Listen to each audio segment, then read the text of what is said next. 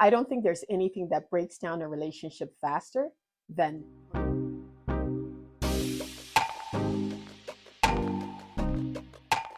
I recently celebrated my 18th wedding anniversary, and I thought, why not share the things I have learned after 18 years of marriage? The first thing I have learned after 18 years of marriage is that we all make mistakes. And boy, do we make mistakes. Just think about it. When you make a mistake, would you like to be forgiven? And so, why would you expect your partner to not want to be forgiven for their mistakes? We're all human. And it's not even about the mistake or the mistakes. It's about what happens after, how the both of you get through it. Do you get through it together or do you get through it separately? And learning the ways in which you can navigate the errors that are part of human nature. So, first thing I've learned, we all make mistakes. The second thing I have learned is that I am not perfect. Therefore, I should not expect my husband or my partner to be either. I think the beauty about being human is the fact that we are imperfect. Because when you're imperfect, that gives you opportunity to grow and to learn. And when you're in a relationship, you can grow together and you can learn together. Perfect is finite. That means there is no more space for anything. There's no more space for knowledge. There is no more space for expansion. But because we are imperfect, that's where the beauty comes in. That's where the beauty takes place. That's where beauty happens. That together we can learn, together we can seek and find. And so I should not, and I do not expect my husband to be perfect because I'm not. The third thing I have learned is that I am an individual, and so is he. We may be in a relationship, we may have been in a relationship for a very long time, but we are still two single people. We are individuals with individual needs, individual thoughts, with just individual reasoning. And those things should be celebrated. We're not clones of each other. We don't merge together because we are married. We're individuals. I still have things that I like and things I don't like, and he still has things he likes and he doesn't like. And we celebrate those things. I think that's how we grow together as a couple, by celebrating our differences and celebrating our individuality. And with that comes just time away from each other. We don't necessarily need to be taking separate vacations. Just, you know what, sometimes he's upstairs, I'm downstairs, or I'm upstairs, he's downstairs, he's listening to music, I'm watching TV, whatever. But just celebrate the individuality. You don't need to be breathing down, or I don't need to be breathing down his neck, and he knows he doesn't need to be breathing down mine. We are individuals, and that is worth celebrating. That's what makes any relationship work. The fourth thing I have learned after 18 years of marriage is to let things go and to not hold on to things. I don't think there's anything that breaks down a relationship faster than bringing up past hurts, past mistakes. There does come a time when you have to let things go. If you feel your relationship is worth fighting for, if you feel your relationship is worth staying in, if you feel your relationship is worth it, then you definitely have to learn to let things go and not hold on to things. Not only does it benefit the relationship as a whole, but it benefits you. You are not held down by past hurts. You are not held down by a heavy heart. And in fact, you actually feel better, and it's much better for your health. Who doesn't want good health? Let it go. Don't hold on to past hurts. It's not worth it. If you love the person who you're with, if you love yourself, let it go. Stay in the present, stay in the moment, enjoy what you have, and look forward to the future. Don't hold on to things. It's not worth it. Number 5, we do things differently, and that's okay. Just kidding. I want him to do things like me because I do things perfectly.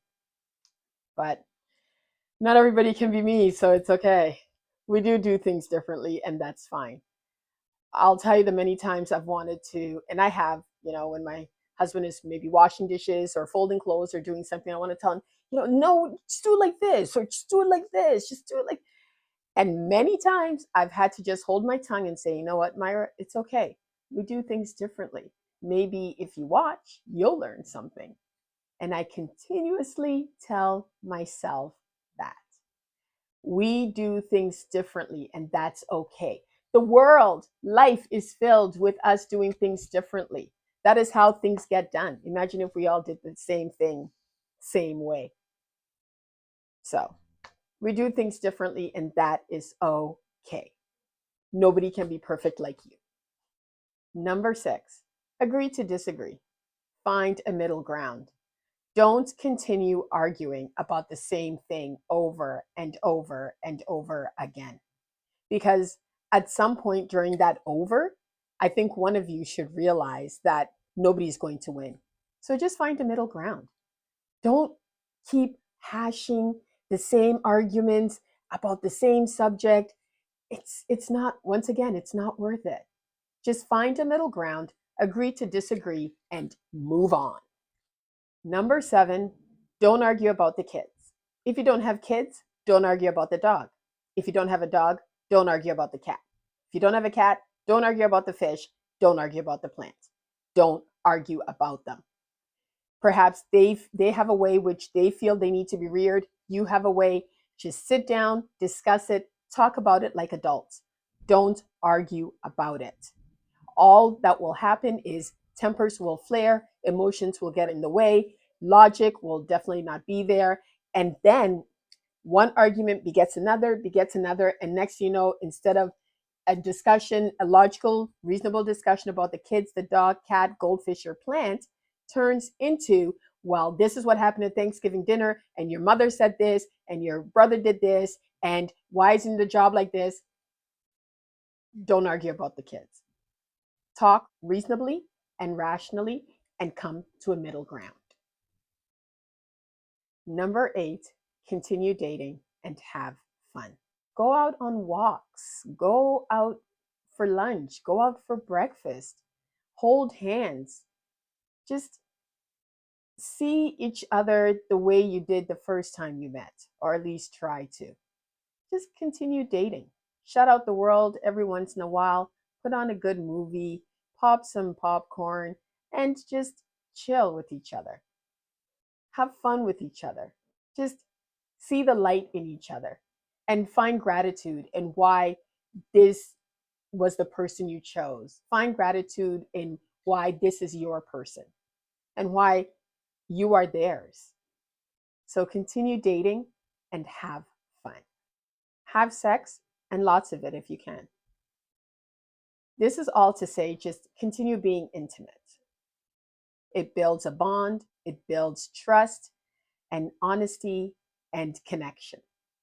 So continue being intimate with each other and have as much sex as you can because life is short. And finally, take care of yourself. Look good, look clean, clean hair, clean skin, clean teeth, clean nails, smell good. Be the person who your partner is proud to be with. Take care of yourself. You'll feel better.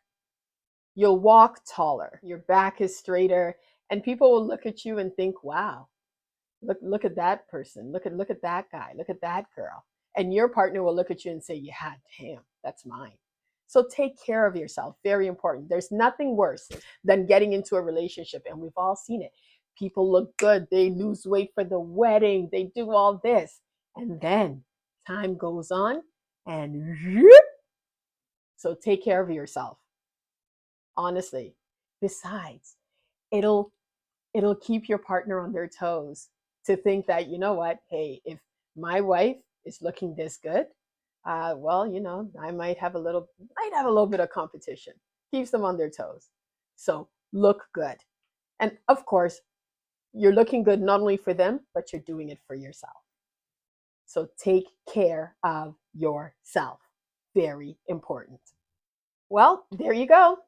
Those are some of the things I have learned after 18 years of marriage. Are you married or in a long term relationship? Is there anything else you'd like to add to the list? Feel free to comment below. And while you're there, press like, subscribe, and click on that notification bell. Thank you so much for watching, and I will see you next time.